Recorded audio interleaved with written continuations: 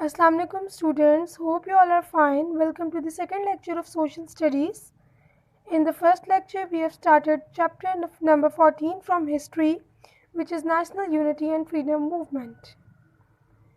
In that lecture we have studied about one of the most influential personalities, Jamaluddin Afghani, who contributed much of his life towards Muslim unity.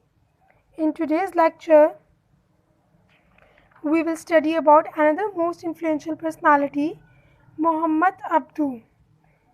So first of all students, let me give you a brief intro about him. Just like Jamaluddin Afghani, Muhammad Abdu was also a religious scholar. He belongs to Egypt. His father was a Turkish and mother was Egyptian. He completed his early basic education from one of the private schools in his area.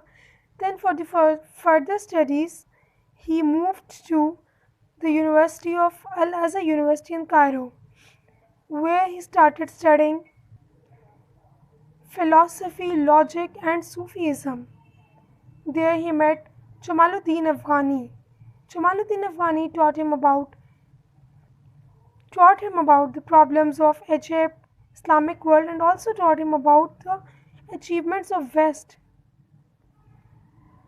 He also told him that if we want to be successful in the modern world, we have to do we have to study technology and science and to do inventions. So that's why, and also we have to make education compulsory, as education plays a very important role in the development of any country. So after completing his study, he started teaching there. He also got the degree of alim, means teacher. His students were much inspired from him, and then at the end he died in Egypt in 1905. Well, that was the brief intro. Now let's start reading. Muhammad Abdu, 1849 to 1905, means he was born in 1849 in Egypt and died at the age of 56 in 1905. Another influential personality was Muhammad Abdu, whose revolutionary ideas made him a leading Muslim figure. He was an Egyptian scholar who was strongly influenced by Jamaluddin Afghani, whom he had met during his stay in Paris as a student. Jamaluddin अफगानी की तरह Mohammad Abdu भी एक सब continent में बहुत influential personality consider किए जाते थे. उनका ताल्लुक इजिप्ट से था. He was a scholar.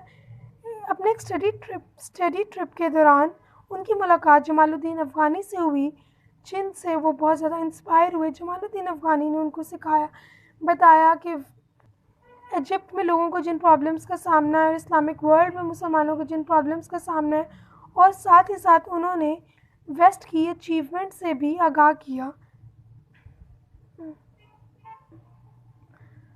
Abdu believed that while the Quran was immutable in its laws, immutable means not changeable, जो change ना हो सकता हो, the social aspects of the Muslim life needed to be reviewed. This can be described as ijtihad. First of all, let me tell you what is ijtihad. अगर आप यहाँ info box देखें, ijtihad is to solve by reasoning a problem for which no example is found in the Quran or Sunnah. ऐसी problem जिसके बारे में कुरान और सुन्ना से हमें कोई सोल्यूशन ना मिलता हो, उसको लॉजिक्स और रीजनिंग के साथ सॉल्व करना इज्तिहाद कहलाता है. Well, there is a picture of Al-Azhar University of Cairo. Okay. As we all know that Quran is a complete book, complete guidance, एक मुकम्मल ज़ाब्ता हयात है मुसलमानों के लिए. अब मोहम्मद अब्दू का कहना था कि अगर हम किसी भी चीज़ के बारे में डेप्थ में नॉलेज चाहते हैं तो हमें चाहिए कि कुरान को ख़ुद पढ़ें, उसकी तफसीर पढ़ें, ना कि हम किसी की कही या सुनी सुनाई बातों पर यकीन करें. हमें हर बात को लॉजिकली रीजनिंग के साथ प्रेजेंट करना चाहिए. Abdu's views were very progressive. He believed in the importance of education for Muslims to move forward. He strongly supported the right of Muslim women to education, and in his university he made special arrangements for them. As we all know that education is a weapon which we can use to change the world.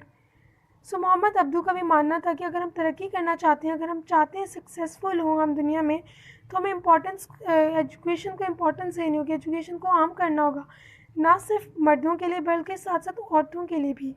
इसकी मिसाल हमें हदीस से भी मिलती है, जैसा कि एक हदीस है, इल्म हासिल करना हर मुसलमान मर्द और औरत पे फ़र्ज़ है।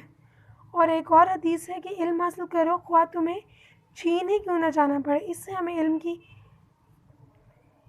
की अहमियत बहुत वाज़िह हो जाती है।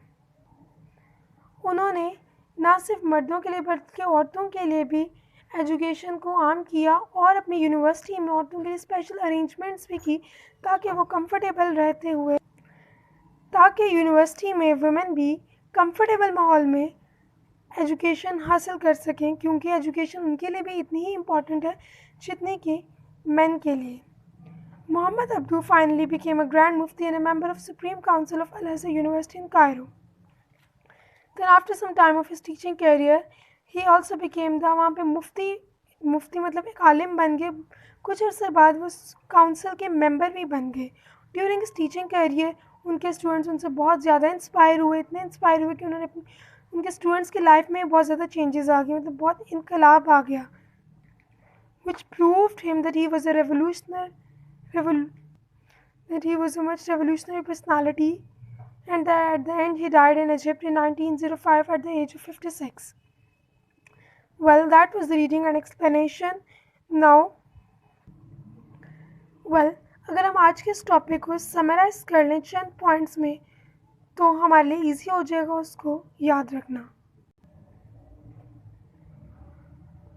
यहाँ चंद पॉइंट्स में मैंने इस टॉपिक को समराइज किया। Firstly, he was an Egyptian religious scholar थे। ही बिलीव्स इन एजुकेशन का, एजुकेशन में बहुत ज़्यादा बिलीव था। वो चाहते थे कि अगर हम, वो उनका कहना था कि अगर हम चाहते हैं कि हम तरक्की करें, मुस्लिम वर्ल्ड में सक्सेस हासिल करें, तो हमें एजुकेशन को आम करना होगा, और ना सिर्फ मर्दों के लिए बल्कि मर्दों और दोनों के लिए। और उनका कहना था कि एजुकेशन का पर्पस सिर्फ लर्निंग ही नहीं, बल्कि एजुकेशन का पर्पस कंप्लीट डेवलपमेंट है। बच्चे की कंप्लीट नशोनुमा करना तालीम का मकसद है। किस तरह से सोशली डेवलपमेंट भी हो, इमोशनली भी, मॉरली भी, हर लिहाज से कंप्लीट इंडिविजुअल बनाना एजुकेशन का मकसद है। Now is the word इज्तिहाद।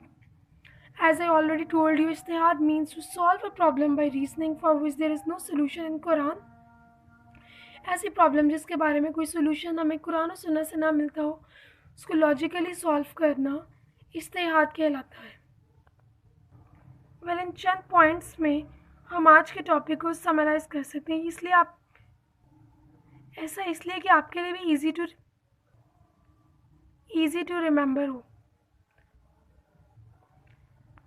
This is one of the quotation taken from his own book, as he had written number of books, कि काफ़ी बुक्स पब्लिश भी हो गई थी कुछ टाइम बाद।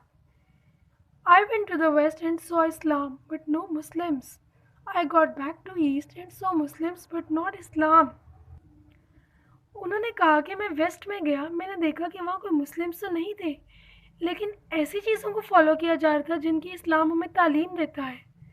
फिर जब वो ईस्ट में वापस आए तो उन्होंने देखा कि हाँ मुस्लिम्स तो थे, मगर अनफॉर्चुनेटली इस्लाम को फॉलो नहीं किया जा रहा था।